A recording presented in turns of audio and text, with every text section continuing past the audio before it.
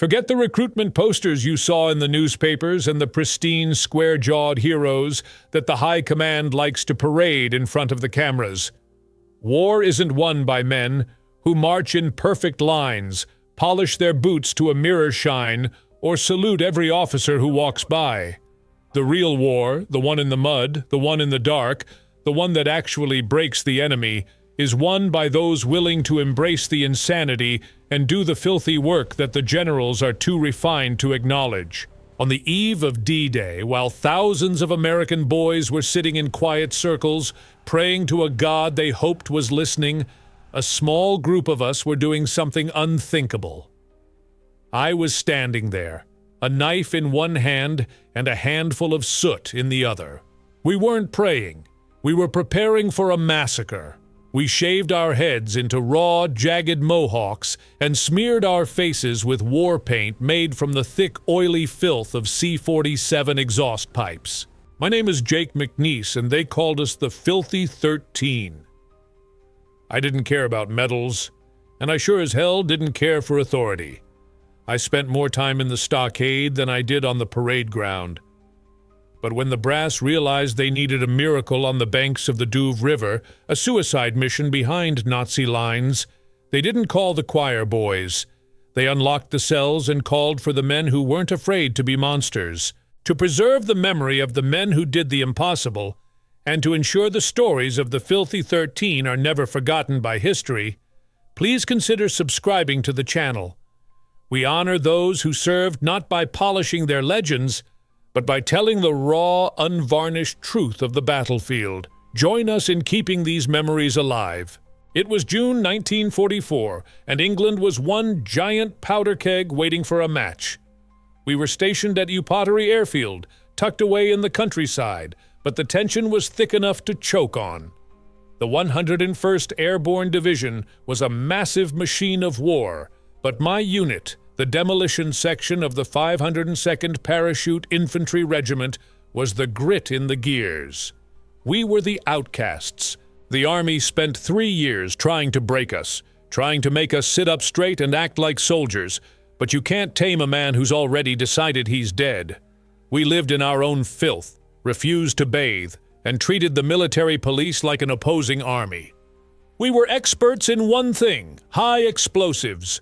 We could rig a bridge to blow in the time it took a regular soldier to lace his boots.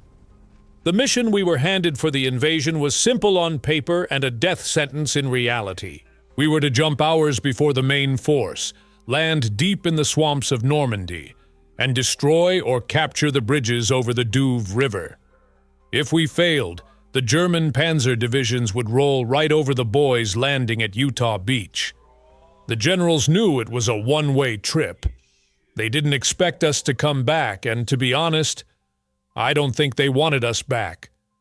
We were a liability in peace, but in the chaos of the invasion, we were exactly what the world needed. Life in the Filthy 13 wasn't a choice, it was a consequence of who we were. We had men like Jack Agnew and Shorty Rao, guys who didn't give a damn about anything but the man to their left and right. My philosophy was simple. If I'm going to jump into a godforsaken swamp to kill Germans and blow up bridges, I'm not doing it with a clean uniform and a salute. I'm doing it on my terms. We had stopped bathing weeks ago. The smell was a badge of honor. It kept the regular soldiers away and reminded us that we were already part of the dirt we were fighting for. The officers hated us. They'd promote me for some feat of combat skill, and 3 days later, I'd be a private again for telling some lieutenant exactly where he could shove his orders. On June 5th, the air was cold and damp. The C-47 transport planes were lined up on the tarmac like giant, sleeping birds of prey. That's when I decided we needed to lean into the spirit of our mission. I have Choctaw blood in my veins, and I knew that this wasn't just a tactical operation. It was a ritual. I grabbed a pair of clippers and started with my own head. I left a strip of hair right down the middle, a mohawk. It wasn't for style. It was a declaration. When the rest of the guys saw it, they didn't laugh. They lined up. One by one, we stripped away the veneer of the United States Army, and became something older, something more primal. We took the oil and soot from the plane engines and painted streaks across our faces. We looked like demons in the moonlight. When General Eisenhower came by to see the troops before takeoff, he saw us. He saw a group of filthy painted renegades with mohawks, sharpening knives and checking blasting caps. I didn't snap to attention. I looked him in the eye. He knew, and I knew. The men who win wars aren't the ones in the history books with clean collars. They are the ones who are willing to crawl through the bowels of hell to get the job done. The flight over the channel was a blur of engine roar and the smell of vomit and hydraulic fluid. We were loaded down with nearly 100 pounds of gear, explosives, ammunition, landmines, and our chutes. The anti-aircraft fire started hitting us before we even saw the coast. The sky lit up with flak, black puffs of death that rattled the thin skin of the plane like hail on a tin roof. The pilot was screaming, the plane was bucking, and then the green light flashed. No more orders, no more bullshit. Just the jump into the black void of Normandy. As I hit the air, the wind screaming past my ears, I knew one thing. The Germans had no idea what was landing in their backyard. The filthy 13 had arrived, and we weren't there to take prisoners. As we approached the outskirts of a small hamlet near the river, the smell of cordite and burnt rubber hit us. A German patrol was moving down the road, their jackboots clicking rhythmically on the asphalt. There were 12 of them, an officer leading the way with a Luger in hand.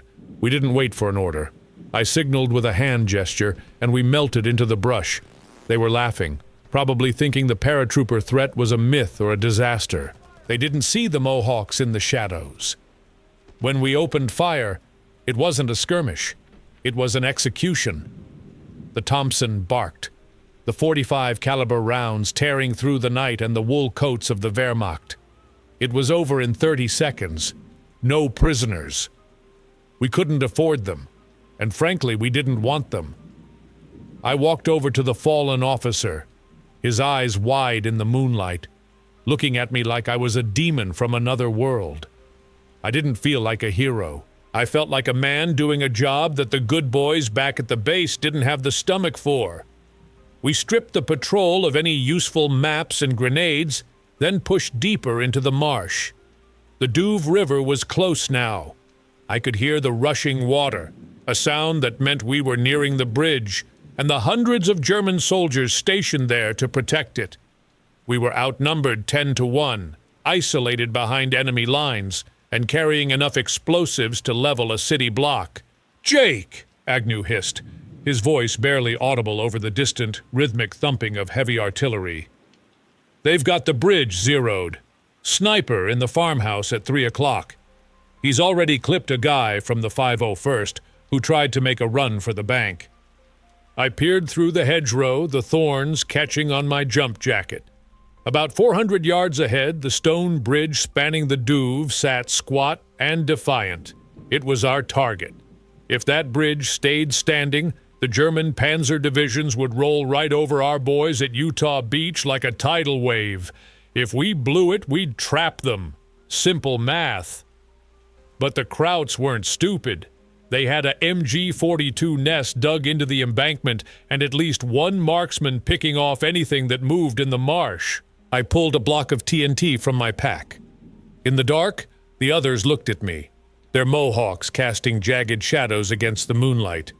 There was no, "Yes, sir," no salutes, just a grim nod. We knew our trade. We were the men they sent when the job was too suicidal for the good boys. I started laying out the plan, drawing lines in the mud with a combat knife. We'd split into 3. 2 men to provide a base of fire. Though fire was a generous term for a few Thompson submachine guns against a fortified position. The rest of us would crawl through the irrigation ditches, using the muck as cover, until we were close enough to shove enough explosives under that bridge to send it to the moon. Suddenly, a crack shattered the air. A bullet whined inches from my ear, thudding into the wooden post of the fence behind us. The sniper had found our silhouette. "Down!" I growled, though they were already hitting the dirt. The mud splashed up, coating my mouth. It tasted like iron and decay. For the next 20 minutes, we didn't move. We became part of the French soil. Every time a flare went up, casting a ghoulish white light over the landscape, we froze. You could hear the German sentries talking on the bridge, laughing, probably thinking they were safe behind their MG nest. They didn't realize that the filthy 13 were 10 yards away in the slime, and we weren't planning on taking prisoners. "Jake, we're pinned. We can't reach the pylons without getting chewed up," Branson whispered, his hands shaking slightly as he checked his detonators. "We aren't pinned," I replied, a cold, jagged sensation rising in my chest. It wasn't fear. It was the focus of a man who had nothing left to lose but his reputation for being the meanest bastard in the 101st. "We're just waiting for the noise to start." "Check your fuses," I ordered. "When the first naval shell hits the shore, we move. We don't stop for the wounded, and we don't stop to pray. We reach that bridge, we set the charges, and we erase it. If the sniper gets a bead on you, keep crawling. The mission is the bridge. Everything else is just details." "Jake," Rags whispered next to me, his voice barely audible over the distant thunder of the Panzers.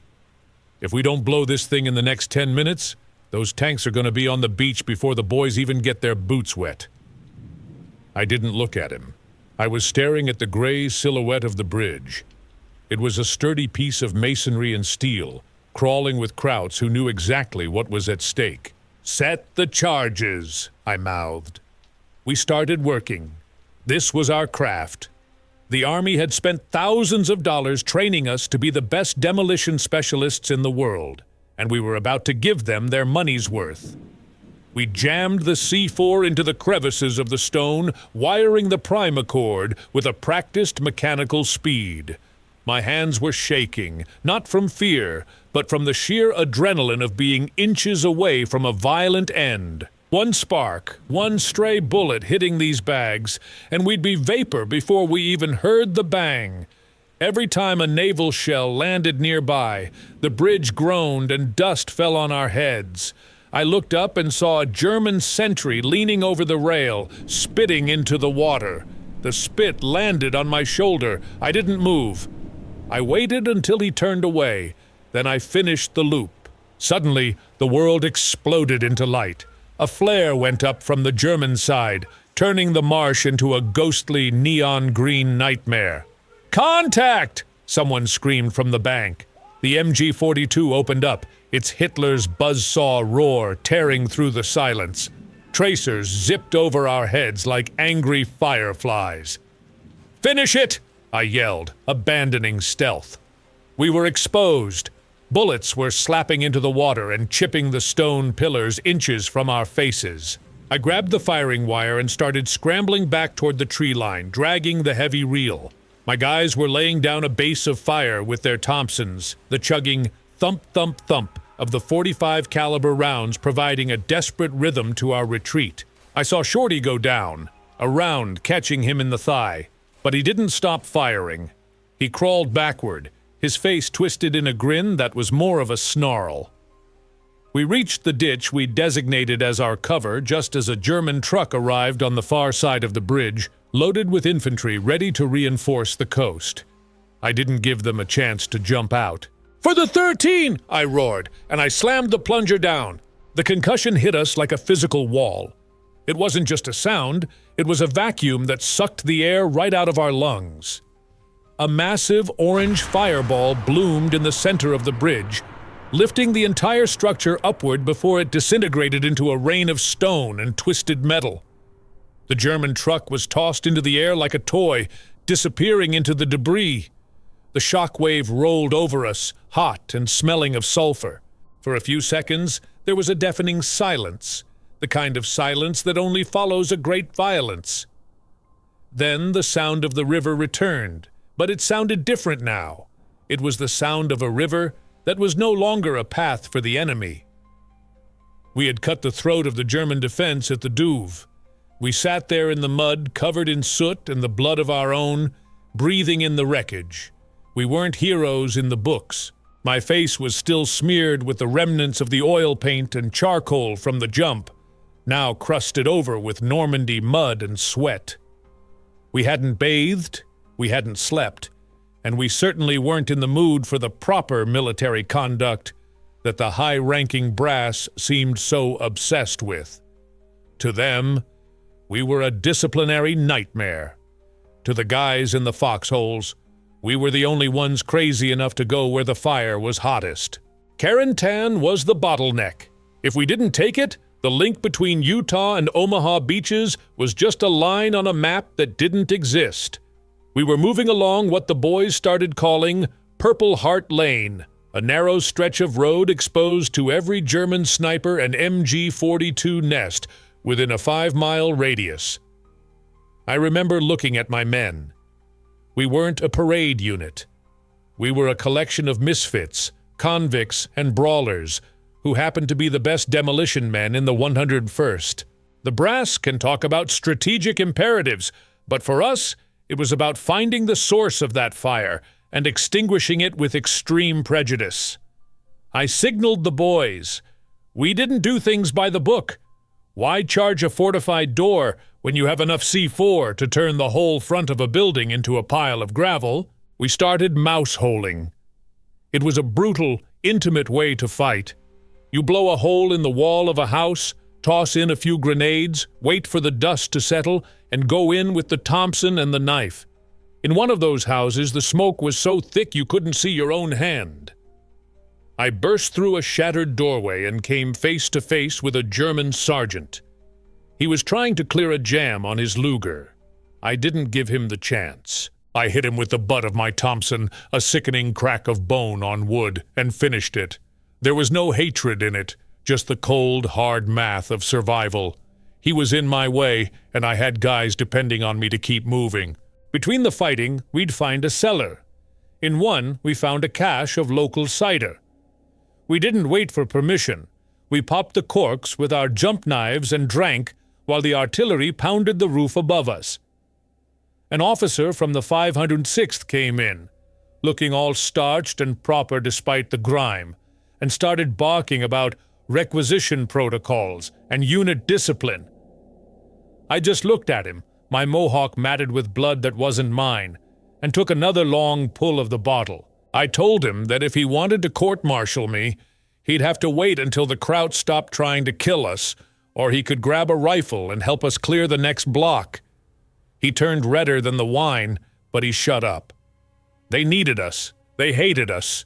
But they needed the filthy 13 because we did the dirty work they couldn't put in the recruitment posters. The battle for Carentan was a blur of gray stone and red splashes.